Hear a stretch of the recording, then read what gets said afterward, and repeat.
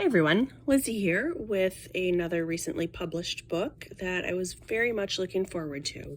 This one is called Sea of Tranquility by Emily St John Mandel. It was published April 5th, 2022, and by the end of June, Barnes & Noble had it half off. So I had definitely been planning to read it anyway.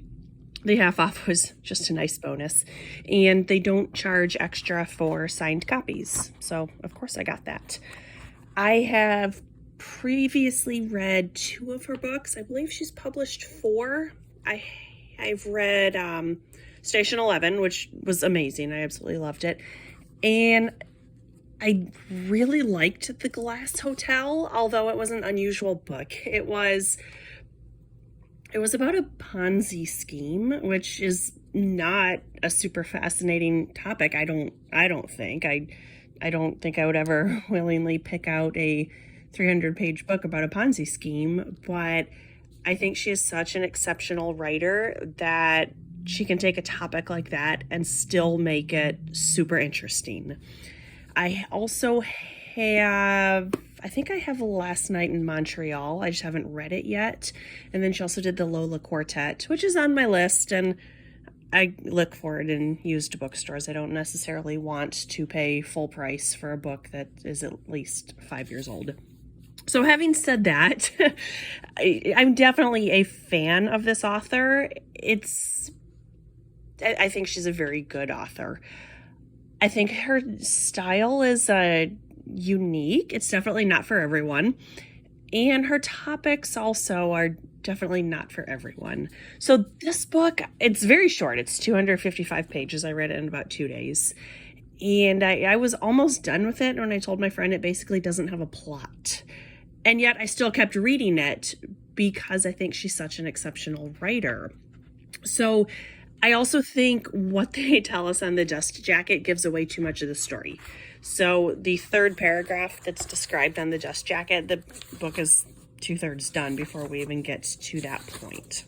So I will try and summarize a little bit without giving away too many of the details. So this book is arranged in 8 sections, eight parts. The first one is called Remittance, 1912, and it is about a guy named Edwin who's living in Canada. And it's just really his day-to-day life as a second child who's not going to inherit anything. And his story ends when he thinks he sees something in the woods. The story then jumps to 2020 about Morella and Vincent. And Vincent was one of the main characters in The Glass Hotel. You don't need to have read that book to understand this section of it. This really doesn't add anything to it. In fact, this is more about Vincent's brother than anything else.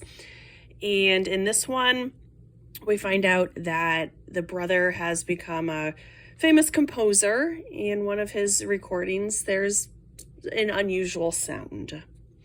The third part is called Last Book Tour on Earth, 2203, about a woman named Olive who is on a book tour.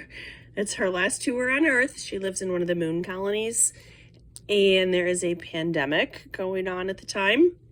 And then the fourth chapter is called Bad Chickens, which is set in the year 2401, and that is about a character named Gasperi Jacques Roberts.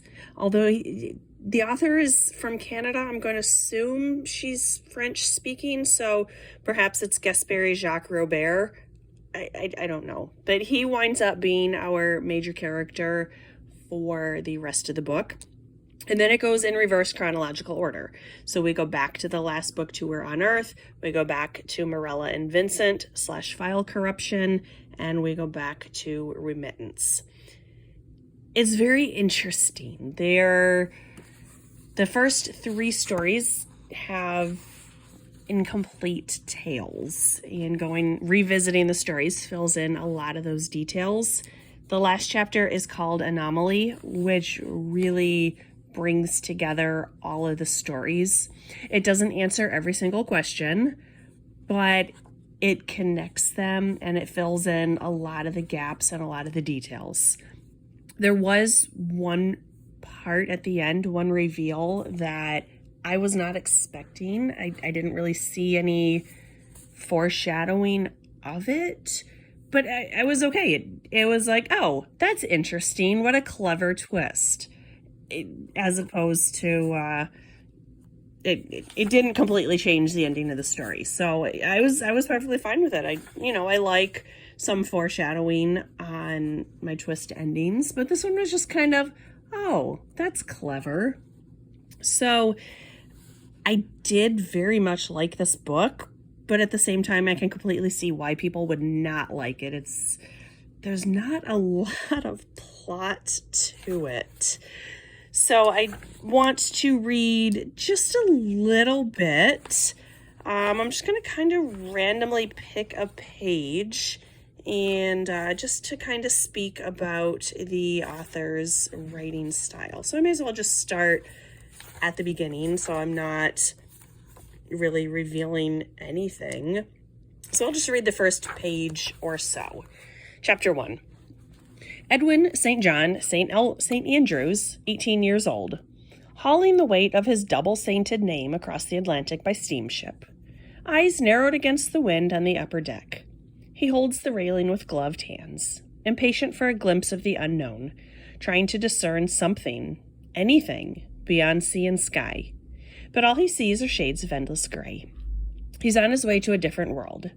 He's more or less at the halfway point between England and Canada.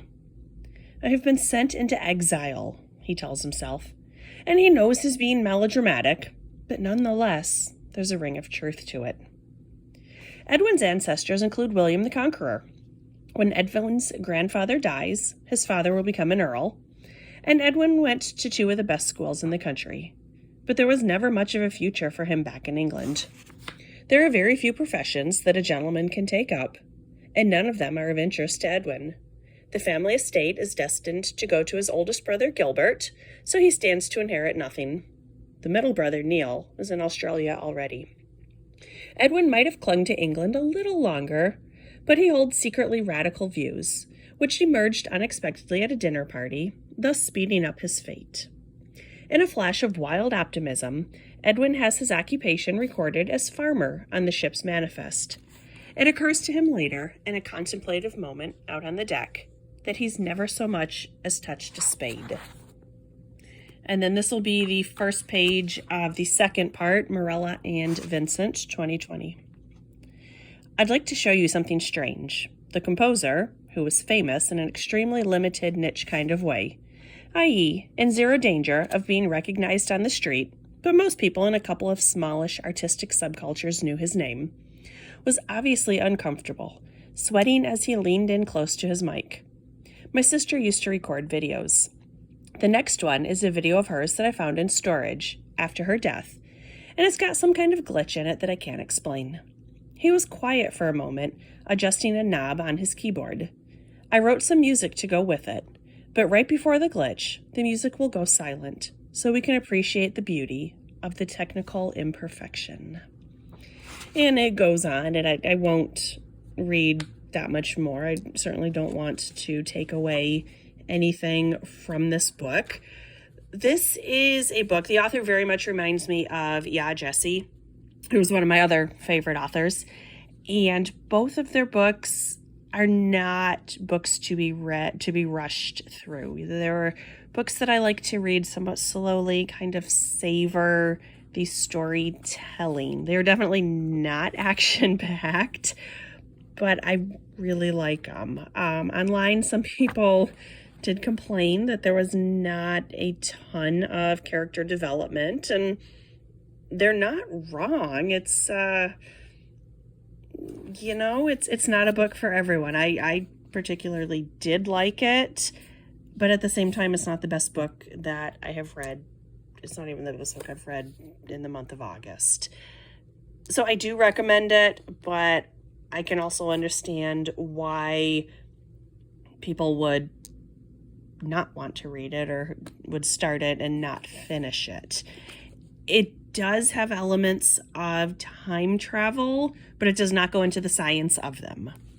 So a couple years ago, I got started reading Blake Crouch books, which he does focus on time travel, and he definitely gets into the quantum mechanics of it. These don't. These just kind of take it for granted that time travel happens, and it just does. So people who have very strong physics backgrounds might not love that either. I can definitely see that this would be a polarizing book. I think people are either going to love it or hate it, and I don't think there will be much indecision. I think people who hate it are just not going to finish it, and people who love it are going to wish that it was longer than 255 pages. So I will definitely read her next book. I find her to be of the quality that it doesn't even matter what she's writing about. She's that good of an author. So it'll be interesting. I have read her books about a global pandemic and post-apocalyptic setting. I have read one of her books about a Ponzi scheme, and I have now read a book about time travel and an anomaly, and I've liked all three of them.